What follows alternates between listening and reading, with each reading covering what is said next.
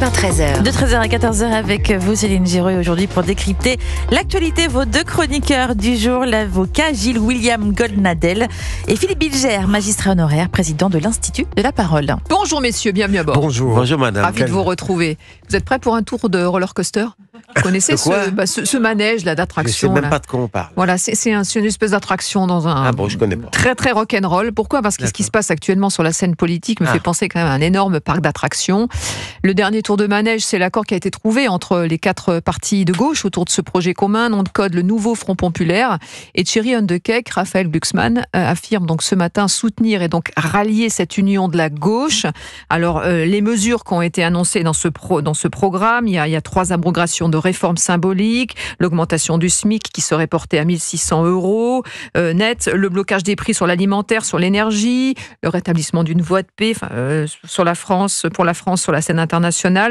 En attendant, je vous propose d'écouter Raphaël Glucksmann, qui est prêt, dit-il, à mouiller le maillot pour gagner sans Mélenchon. Mais il a eu des garanties. Il n'y aura pas un chef de file. Il y a différentes incarnations.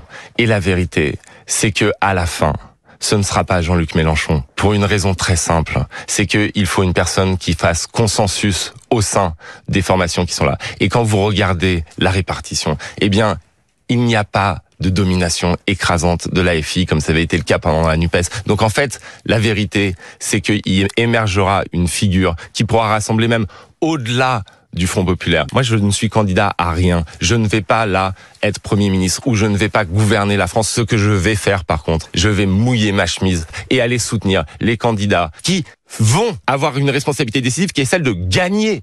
Alors, on entend Raphaël Glucksmann avant de vous écouter. On l'a entendu, il veut mouiller le maillot. On va se souvenir de ce qu'il avait dit. Souvenez-vous, le 1er mai, dans cette mobilisation à laquelle il avait tenté d'assister, il avait été exfiltré victime d'insultes antisémites. Ce qui est sûr, c'est qu'il y avait des drapeaux de partis politiques. Il y avait des drapeaux de Révolution permanente et de la France insoumise. Ces gens sont des gens qui ne sont pas des démocrates. C'est tout, c'est pas des démocrates. On le voit dans le comportement interne de leur parti, dans leur structuration, dans leur discours, dans leur violence. Et nous, on rompt avec ça. Enfin, c'est pas nos amis, ce ne seront pas nos camarades. Et ils font beaucoup de tort aux travailleurs et à la cause du progrès social. Voilà, Raphaël Glucksmann, sacré retour de manivelle, hein, Philippe Oui, Bilger. alors, avant, comment dire, dans le conglomérat délétère de la gauche et de l'extrême gauche jusqu'aux élections européennes, tout en ne votant pas pour sa liste et place publique, je trouvais que dans la médiocrité générale, il représentait, je dirais, une personnalité estimable, que le ton qu'il avait, le désir à l'époque d'une éthique démocratique pouvait le rendre infiniment sympathique, même pour quelqu'un de conservateur. Et puis il rassemblait tous ceux qui ne voulaient pas justement Et puis, adhérer aux causes de Jean-Luc Mélenchon. Dès le résultat des européennes acquis, j'ai vu à quel point il était apparemment empli de 1000 scrupules. Mais ça vous a surpris sa décision ce matin finalement de rallier cette union de gauche? Non. En disant qu'il avait eu des garanties. En définitive, ça ne m'a pas surpris parce que je connais la mollesse même de certaines personnalités apparemment roides et imprégnées de leurs devoirs. J'étais persuadé qu'à un moment donné, pardon pour l'expression très familière, il cannerait véritablement. Il l'a fait. Il dit qu'il a des garanties. Je regrette tout de même que cette éthique démocratique dont il a parlé avant le résultat des européennes, il la réclamait, il l'exigeait, eh bien, elle n'est pas venue et pourtant, il rejoint cette union William Goldnadel. Front Populaire. Oui, effectivement, ce revirement, ça vous a surpris, étonné, parce que là, on s'y attendait pas quand même. Non, attendez, chaque mot étant pesé, je considère que M. Glucksmann s'est aujourd'hui déshonoré. Et je vais vous expliquer pourquoi. Tant qu'il était à place publique et là pendant la campagne électorale européenne, je lui reprochais de ne pas être très ferme par rapport à M. Mélenchon et les Insoumis. Et je pense il avait des convictions quand même. Voilà, et je pense que s'il l'avait été, il aurait eu encore un meilleur résultat. Mais peu importe. Mais ce matin, sur France Inter, il s'est pour moi déshonoré. C'est-à-dire ? Je vais vous dire pourquoi. Il a dit qu'en tant que juif de gauche, il s'exprime à France Inter, il dit en tant que juif de gauche, je vais vous représenter. Je me serais jamais permis d'indiquer qu'il était juif, monsieur Glucksmann. Je ne le fais jamais. C'est lui-même qui dit qu'il va faire partie d'une alliance avec un parti antisémite et qu'il va représenter les juifs de gauche. Monsieur Glucksmann ne représente aucun juif. Il a été traité de sale juif dans une manifestation. On l'a dit, on vient de l'entendre. Mais pourquoi dit-il ça? Alors, comment raisonne-t-il selon vous? Je pense que je suis incapable de vous dire. Il dit j'ai eu des garanties et en même temps je ne veux pas Jean-Luc Mélenchon. Mais non, pourquoi? C'est de la lâcheté? Il se conduit comme un petit politicien qui utilise même sa judéité pour expliquer son engagement, alors que, au moins qu'il se taise sur ce point. J'ai connu son père, moi. Vous voyez, j'ai connu son père. Son père, André Glucksmann, qui était un intellectuel formidable et qui a passé sa vie à lutter contre l'extrême gauche totalitaire et antisémite. Enfin, écoutez, je ne veux pas insister davantage. Je considère que ce matin, M. Glucksmann s'est déshonoré. Philippe Bilger, vous trouvez qu'il y va fort? Je ne connaissais pas cette phrase sur le juif de gauche. Je rejoins totalement, tout en n'ayant pas, évidemment, la légitimité qu'a Gilles William là-dessus, pour trouver étrange cette phrase. Je n'irai pas...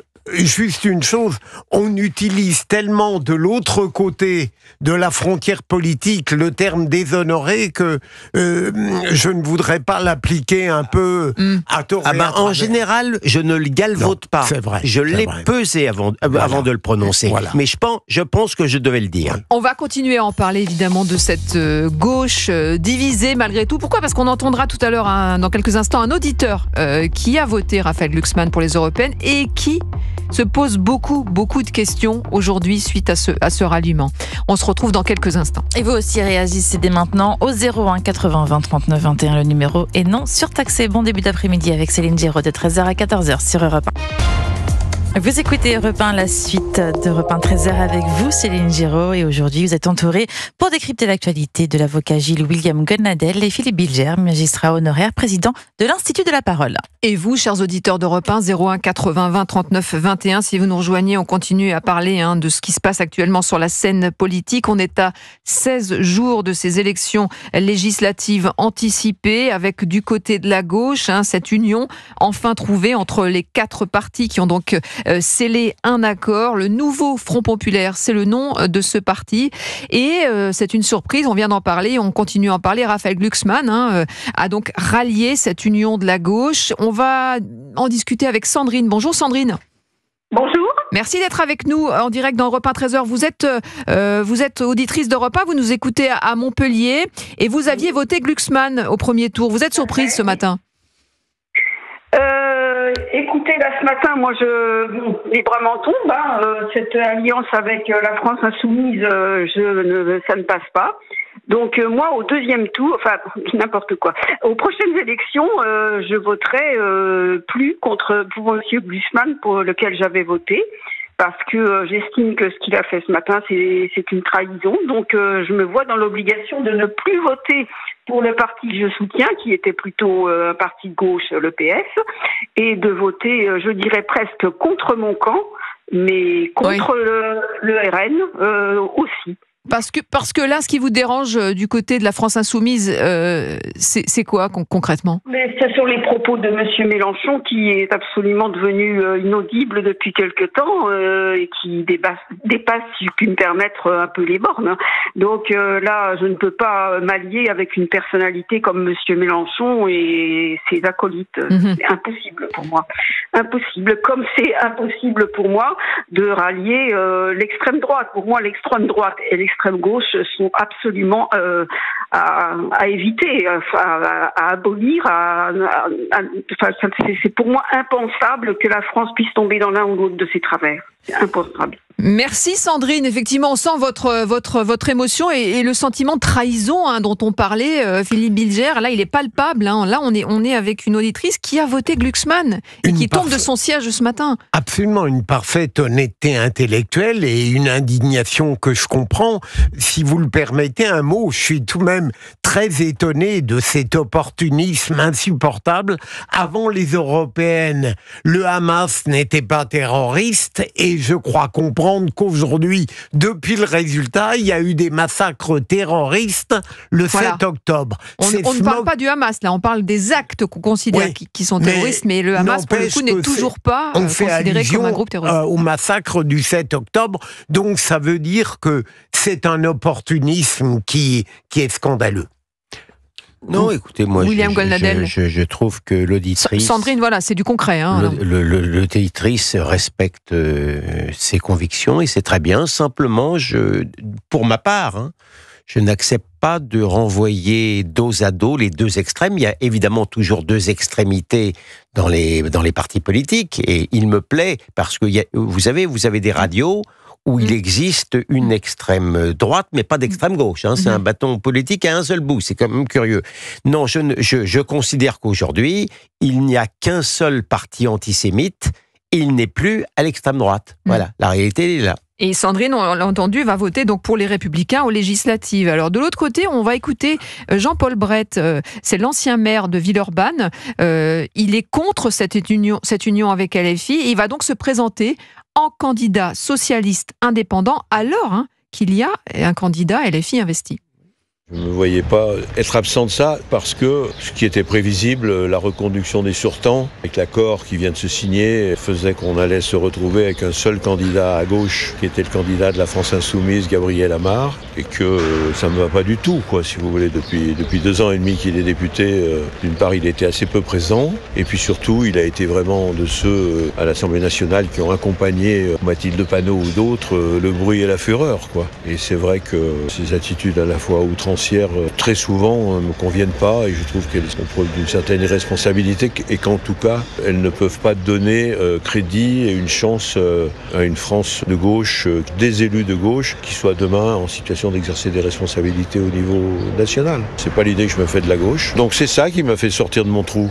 Voilà, Jean-Paul Brett, l'ancien maire de Villeurbanne, qui va donc se présenter en candidat socialiste indépendant. Est-ce que le PS, Philippe Bilger, peut perdre politiquement à l'issue de ce scrutin?